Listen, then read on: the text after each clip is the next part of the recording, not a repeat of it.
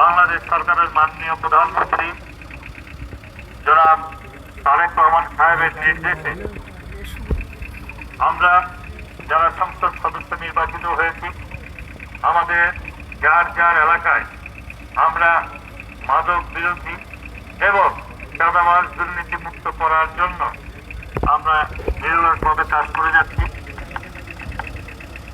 আমাদের এই বিরল থানায় আমাদের গাড়ির অভাব ছিল। আমাদের সম্মানিত ভারপ্রাপ্ত কর্মকর্তা উনি আমাকে বলেছিলেন যে স্যার আমাদের গাড়ির অসুস্থতা রয়েছে, যদি সম্ভব হয় একটা গাড়ির যদি ব্যবস্থা করা যায় আমাদের টহল দিতে সুবিধা হয়, কারণ আমাদের এলাকাটা অনেক বড়, 12টা ইউনিয়ন।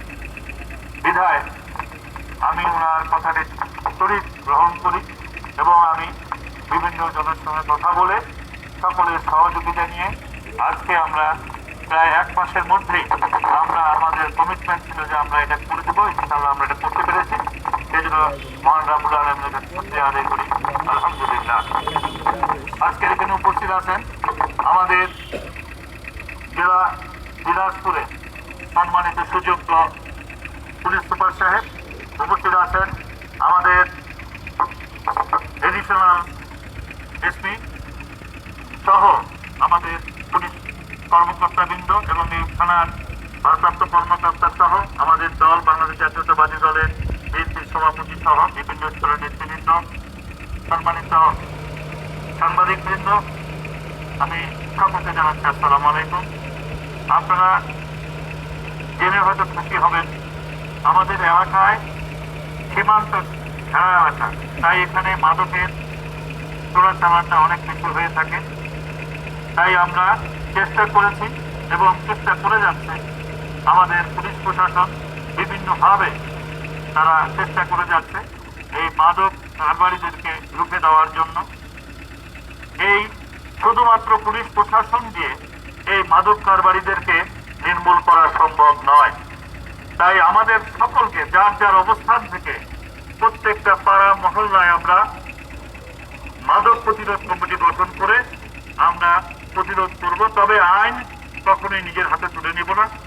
আমরা যখনই এই সমস্ত খবর পাবো বা যদি কখনো হাতে নাতে ধরতে পারি, সেটা আমরা পুলিশ প্রশাসনের কাছে তুলে দেব, প্রশাসন আইনগত ব্যবস্থা গ্রহণ করবে। আমরা সবাই যদি যার যার অবস্থান থেকে আমরা সক্রিয়ভাবে কাজ করি, আমরা বিশ্বাস করি প্রশাসন আমাদেরকে সহযোগিতা করবে এবং আমরা অচিরেই মাদককে আমরা প্রতিরোধ করতে পারবো, নির্মূল করতে না পারলেও। আমাদের যুবক সমাজকে রক্ষা করতে হবে, এই যুবকরাই আমাদের আগামী দিনের ভবিষ্যৎ। আমি আর বিশেষ কিছু বলবো না, আমাদের আরো কিছু পরিকল্পনা রয়েছে। আপনারা জানেন যে আমি ইতিমধ্যে আমাদের 2 থানায় অর্থাৎ 2 উপজেলায় আমাদের 2টি স্বাস্থ্য কমপ্লেক্স রয়েছে, হাসপাতাল রয়েছে।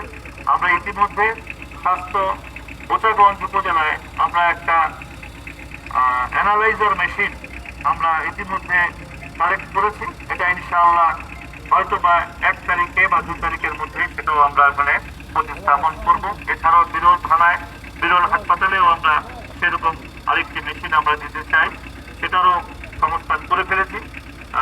ছুটির কারণে ঈদের আমরা এটা হয়তো প্রতিস্থাপন করতে পারছি না, হয়তো ঈদের 1 দিন বা 2 দিন পরেই ঢাকা থেকে লোক এসে এগুলো আমরা প্রতিস্থাপন করব। আমরা চাই জনগণ ভালো থাক, নিরাপদ থাক এবং আমাদের নিরাপত্তার জন্য আমাদের পুলিশ ভাইয়েরা সর্বদা প্রস্তুত আছেন। আমরা আশা করি ওনারা আরো সচেতনভাবে, আমরা সকলে যদি সহযোগিতা করি, ওনারা আরো নব উদ্যমে নূতনভাবে কাজ করে যাবে। আমরা তাদের সহযোগিতা করতে চাই।